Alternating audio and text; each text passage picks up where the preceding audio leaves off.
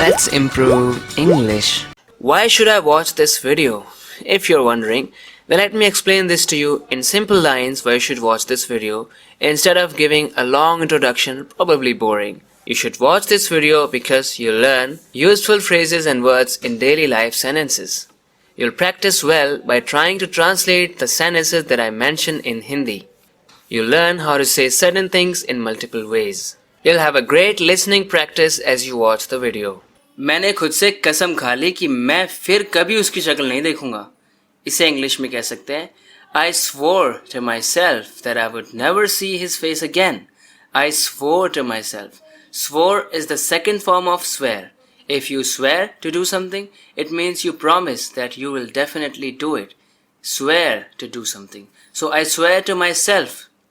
मतलब मैं खुद से कसम खा लेता हूँ. This is past, so I swore to myself. But friends, swear का ही मतलब गाली देना भी होता है. Swearing in front of children has a bad influence on them. यानी कि बच्चों के सामने गाली देने का उन पर गलत असर पड़ता है, उन पर बुरा असर पड़ता है. बच्चों के सामने जब गाली देते हैं, गाली बकते हैं तो उन पर बुरा असर पड़ता है.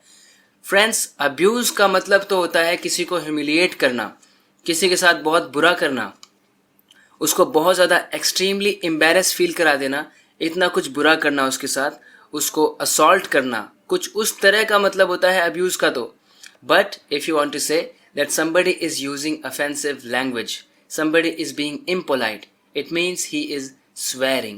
Swearing in front of children has a bad influence on them. It has a synonym which is cursing. Cursing somebody or swearing at somebody. We use the preposition at with this word. Swear at someone means to use offensive language while talking to someone, being impolite to someone. वो मेरी ऐसी की तैसी कर देगा अगर तुम्हें कुछ हो गया तो, यानी मुझे बहुत सुनाएगा, वो मुझे बहुत डांटेगा, खरी खोटी सुनाएगा. इंग्लिश में कह सकते हैं He will crucify me if something happens to you. My focus is on crucify. I want to teach you how to use this word. Crucify. Crucify. If somebody crucifies you, it means he criticizes you for something bad that you have done. He scolds you. He reproaches you. He crucifies you. And it has another meaning. If you crucify someone, it also means to tie that person to something using nails as a punishment. Don't crucify me for something I have not done. मुझे मत सुनाओ, मुझे इतना ज़्यादा मत डांटो, मुझे खरी खोटी मत सुनाओ उस बात के लिए जो चीज़ मैंने करी भी नहीं. I knew he would crucify me badly. मुझे पता था कि वो मुझे बहुत खरी खोटी सुनाएगा, मेरी ऐसी तैसी कर देगा, मेरा जीना मुश्किल करेगा. और फ्रेंड्स, हिंदी में कहते हैं सूली पर चढ़ा देना, उसको इंग्लिश में क्रूसीफाई कहते हैं. वो तो मुझे सूली पे चढ़ा देगा. कई बार हम इसको लिटरली यूज़ नहीं करते, हम बस ऐसे कहते हैं वो तो मुझे सूली पर चढ़ा देगा. ऐसा नहीं है कि वाकई सूली पर चढ़ा देगा, मतलब कि मुझे बहुत डांटेगा, मुझ पर बहुत नाराज़ हो जाएगा, है ना. तो वहाँ पर भी हम क्रूसीफाई का यूज़ कर सकते हैं. He will crucify me, he will crucify me. और लिटरली सूली पर चढ़ा देने को इंग्लिश में क्रूसीफाई करना बोलते हैं. जब हम किसी को बोलते हैं कभी ना कभी तो घर पे आना, हमारे कभी ना कभी तो आ जाया करो. Drop by our house some time. Drop by, it's a phrasal verb which means to pay someone a short visit. Drop in on us sometime. ये दूसरा फ्रेजल वर्ब है, इसका भी मतलब यही है. Drop in on someone. This is how the structure goes. Drop in on us sometime, यानी कभी हमारे घर पर आना. दूसरा देखिए, stop by का भी मतलब होता है कहीं पर किसी के घर पे थोड़ी देर के लिए आ जाना. इसका मतलब होता है कि आप कहीं पर जा रहे थे. You were going somewhere and in the middle of your journey you decided to pay somebody a short visit. You decided to stay at someone's house for a little while. So you stop by that house. Stop by our house on your way to Goa sometime. कभी कभी गोवा जाते वक्त हमारे घर पर भी आ जाना. गोवा आते जाते रहते हो, हमारा घर तो यही है, तो वहाँ जाते आते कभी हमारे घर पर भी आ जाना. Stop by our house on your way to Goa sometime. So friends, किसी के घर पर थोड़ी देर के लिए आ जाना. Drop by, drop in और stop by. बस अब ज़्यादा पूछताछ मत करो, मुझे थोड़ा आराम करने दो. Don't be too inquisitive now. Let me get some rest. I want to teach you how to use this word inquisitive. In sentences का तो बहाना है, मुझे बस आपको अच्छे अच्छे वर्ड्स, फ्रेजेस और idioms सिखाना है. जी हाँ friends, don't be too inquisitive. Inquisitive यानी कि ऐसा इंसान जो बहुत पूछताछ कर रहा है, बहुत अंदर तक खोज खोज के बात कर रहा है, पूछ रहा है कि ऐसा क्या है, वो क्या है, ये क्या है, मतलब कि वो इंक्विजिटिव बन रहा है। ये उसका इंक्विजिटिव बिहेवियर है। Don't be too inquisitive now, let me get some rest.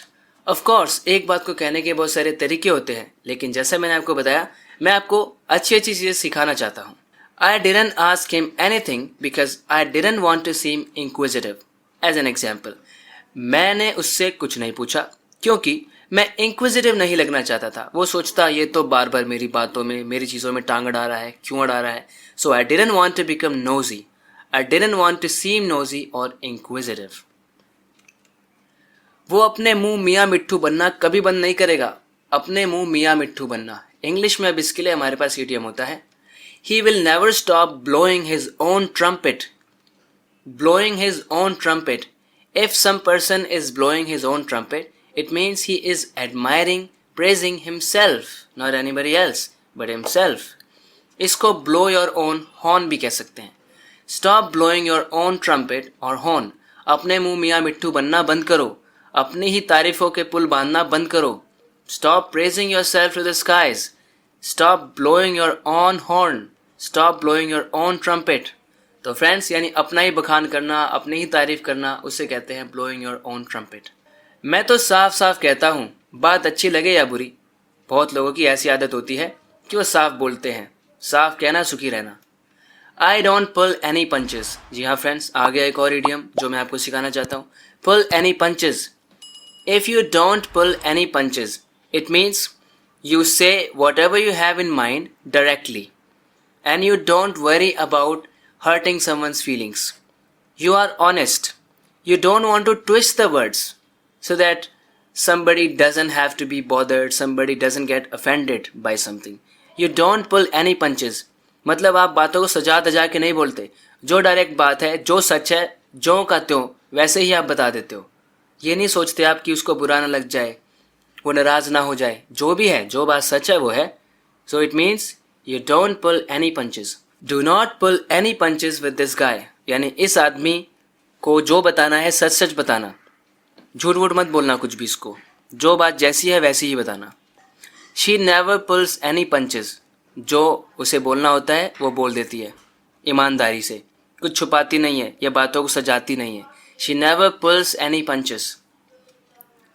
मैं घर के कामों में आपकी मदद करूँगा कसम से। जब हम बोलते हैं कि मैं ऐसा करूँगा, कसम खाता हूँ मैं सही में करूँगा ऐसा। I'll help you with the household chores, cross my heart. I'll help you with the household chores, cross my heart. आप कुछ भी बोल के बस ऐसे बोल दो, cross my heart. मतलब कसम से, यार सही में, कसम से, सही में मैं ऐसा करूँगा, कसम खाता हूँ। एक और एग्जाम्पल देखिए। Did you steal my pen?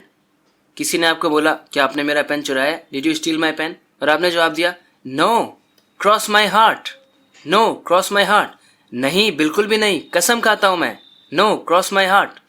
तो फ्रेंड्स एक ही वीडियो में इसी तरह कमाल कमाल की मल्टीपल चीज़ें सीखते रहने के लिए इस चैनल को सब्सक्राइब ज़रूर करना अगर आपने अभी तक नहीं किया है तो।